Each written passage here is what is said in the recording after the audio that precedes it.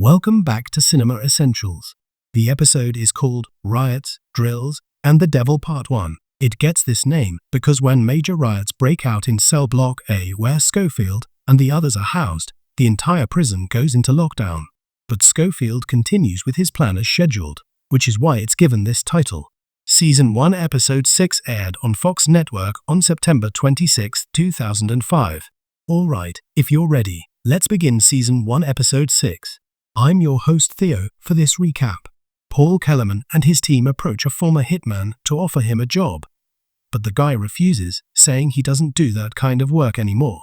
As you know, when it comes to threatening and intimidation, no one can match the master Paul Kellerman.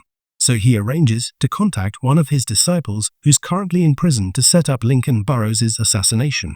Assistant Wendy calls Veronica to tell her that Nick Savrinn has left about 6 voice messages. Veronica tells Wendy that if he calls again or shows up at the office, to tell him she's not there. Inside his cell, Scofield continues modifying the small bolt as needed. He exits through the hole behind the toilet and walks along the prison corridors, checking the wall where he needs to drill. He also prepares other necessary items using supplies from nearby. While Scofield is walking through the prison corridors, Sucre hears the announcement for evening head count. He gets down from his bunk and stuffs pillows under the blanket on Scofield's bed to make it look like someone is sleeping there. He taps the sink to signal Scofield. Nick Savrinn arrives at Veronica's house and asks why she won't answer her phone. Veronica tells him she's grateful for all his help, but doesn't want to be involved anymore, asking him to leave her alone. But he keeps bothering her until she comes out of the house, so she asks her neighbor Cups for help in getting him to go back inside. The guard shines his flashlight and asks to see the person by pulling back the blanket.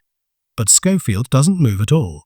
The guard is about to unlock the door and enter the cell when Scofield pulls back the blanket himself, telling the guard he couldn't sleep and was just trying to fall asleep. After the guard leaves, Scofield tells Sucre he's having trouble drilling the wall. When Sucre asks what kind of trouble, he explains that the regular head counts don't give him enough time to drill the wall. Sucre says there are 3 unavoidable things in life: paying taxes, dying, and head count. But there is a way to avoid head count, though it's not very good. Scofield says whatever it takes, they have to do it.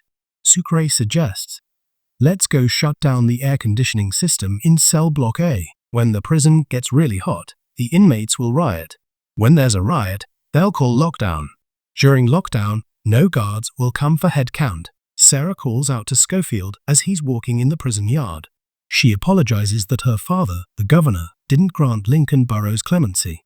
Scofield tells her that children shouldn't be blamed for their parents' actions.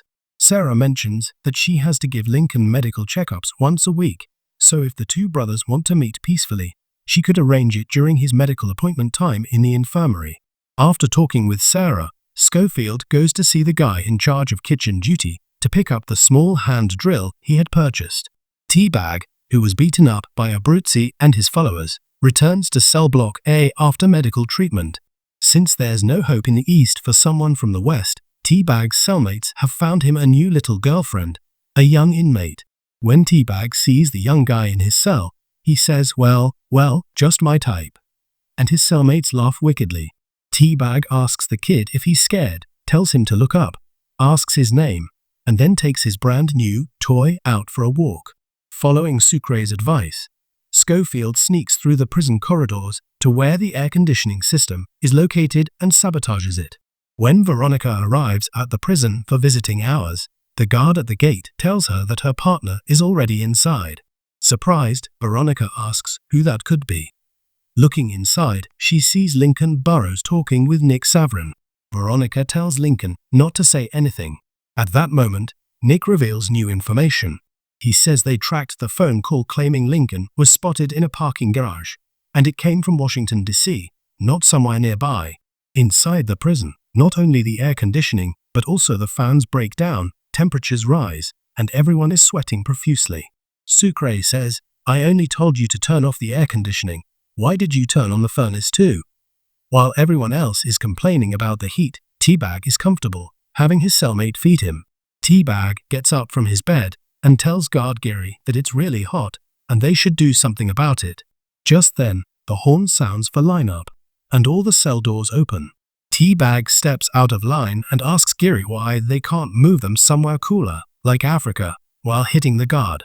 Geary shouts back that it's not that hot and tells everyone to get in line, but the inmates crowd around and start arguing. One guard reports to Bellick, who responds that if they can't control even this small situation, they won't get paid this month. Dr. Sarah is about to go to the infirmary when they tell her not to go now because the guys from cell block A are causing problems. They ask her to wait until this situation is resolved, but Sarah insists on going to check on an inmate who's suffering from heat exhaustion. Teabag says, "What do you mean it's not that hot? Look at that guy. When he woke up this morning, his whole body had turned white." Teabag declares he won't go back to his cell until there's air conditioning. Geary gets tense and announces a lockdown, telling everyone to return to their cells before heading toward the gate. Scofield and Sucre get the situation they wanted. Scofield gives him a thumbs up, saying, "Okay, let's start our business. You come too and keep watch on the cell." When Sucre asks what keeping watch means, whether it's just sitting around, Scofield asks him whether he wants to maintain his dignity or escape from prison.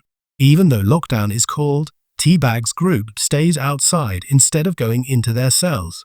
While Teabag's group surrounds the guards at the gate trying to break it down, Bellick arrives and asks Geary why the inmates haven't returned to their cells yet despite the lockdown. Geary replies that he thinks 20 guys outside their cells are easier to control than 300 guys inside. Teabag calls Bellick a guy who became a prison guard because he failed the police exam. But Bellick, having read Teabag's file, fires back about how Teabag's father raped his disabled sister, and she had a baby 9 months later. This enrages Teabag, who starts cursing. Veronica, Lincoln Burrows, and Nick Savrinn continue their conversation. Lincoln asks why, if the phone call was fake, his death sentence hasn't been overturned. Nick explains that they're getting help from experts to investigate exactly where the call came from. Teabag's group keeps shaking the fence until the bolts in the walls start to loosen. Bellick says the situation is getting out of hand and calls his team to retreat to the office. Unable to withstand the group's assault, the fence finally gives way and the bolts break loose, allowing Teabag's group to enter the control room. Teabag randomly presses buttons in the control room, causing all the cell doors to open. When the doors open, the noise startles DB Cooper's cat, Marilyn, who runs away. Causing chaos in the control room, Teabag luckily finds a set of keys dropped by a guard. Watching through CCTV, Bellick asks whose keys those are. His subordinate replies that they must have fallen from someone's pocket. Realizing the three of them can't control the situation, Bellick announces that cell block A has been compromised and orders all other cell blocks and corridors to be sealed and evacuated. In the infirmary, a doctor treating inmates asks about their conditions while giving medication. She hears from a guard that cell block A has been compromised and is in chaos. Scofield leads Sucre along his usual route. When they reach the lower level, he explains to Sucre about the wall they need to drill and the underground pipes behind it. Since cell block A is compromised, guards tell all visitors to leave. Burrows tells Veronica to go to Washington, D.C. to investigate the witness situation, while he'll handle finding Scofield in cell block A himself. Coming out with the guard, Lincoln Burrows runs into Teabag and his group walking around with keys. Teabag tells the guard to hand himself over. Lincoln tells Teabag that if he touches the guard, he'll have to deal with him first. Scofield and Sucre prepare what they need to drill through the brick wall. When Sucre asks how he'll know where the pipes are, Scofield lights a match and holds it near the blueprint he drew. Sarah enters the medicine storage room to get medication. When she comes out, she finds a guard knocked out.